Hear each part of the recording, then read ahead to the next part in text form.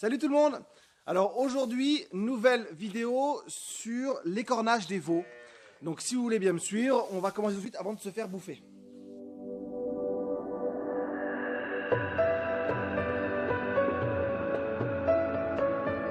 Tout de suite, on ne dit pas écornage pour des veaux comme ça, on dit ébourgeonnage parce que simplement qu'ils n'ont pas de cornes, qu'ils ont simplement un petit bourgeon.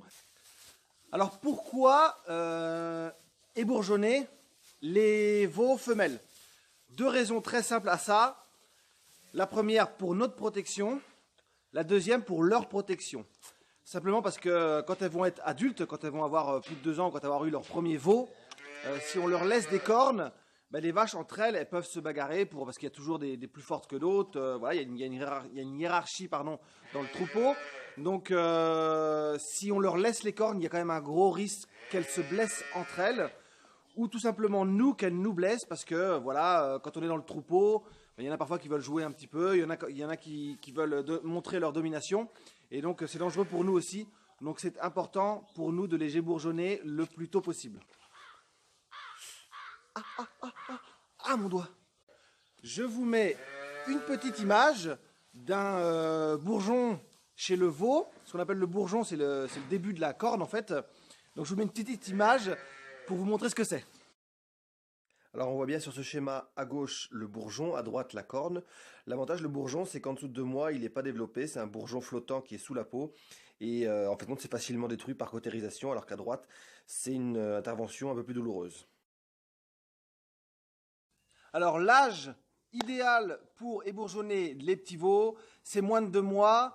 On dit en général entre 15 jours et 2 mois. Plus tôt c'est fait, moins pour elles la sensation sera douloureuse ou désagréable. Donc c'est pour ça qu'il faut le faire le plus tôt possible. En général, dès 15 jours, moi j'essaye de le faire parce que à 15 jours, même des fois à 10 jours pour les plus précoces, on va sentir un petit bourgeon sous la peau.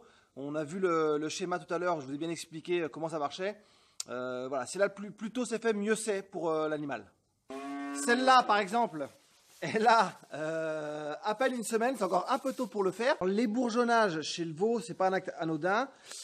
C'est pas non plus un truc qu'on aime particulièrement faire parce qu'on sait que pour le veau, c'est pas agréable. Donc on va essayer de le faire le plus rapidement possible et le plus proprement possible.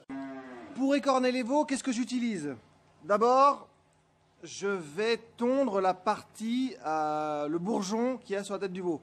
Donc une petite tondeuse classique pour tondre. Voilà, tout ce qui est de plus simple.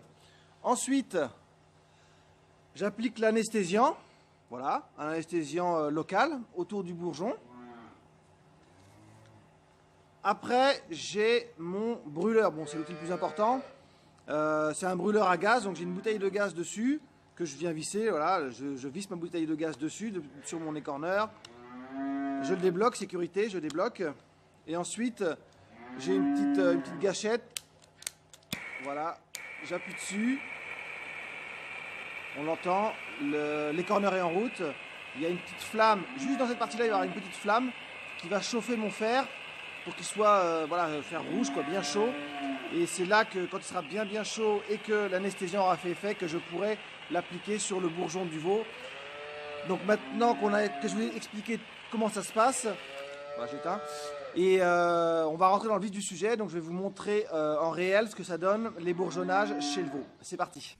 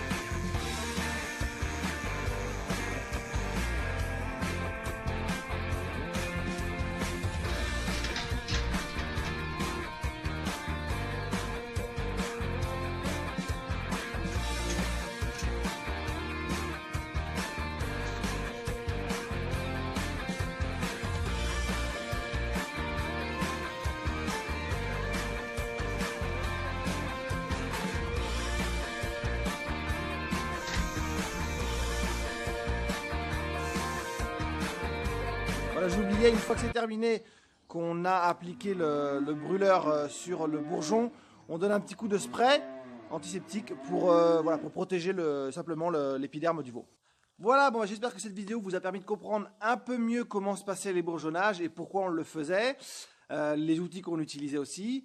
Maintenant, je vous mets en lien d'autres vidéos que j'ai déjà faites pour vous permettre de comprendre l'élevage, comment ça se passe. Je vous mets aussi un lien pour vous abonner à ma chaîne, évidemment. Je vous invite à partager et à me suivre. Je vous invite aussi à poser des questions si vous en avez. Tout ce que vous voulez comme question sur les bourgeonnages, pourquoi, comment, si vous avez des trucs que vous n'avez pas compris dans la vidéo, vous n'hésitez pas surtout. Et puis je vous dis à la prochaine pour une autre vidéo. Salut!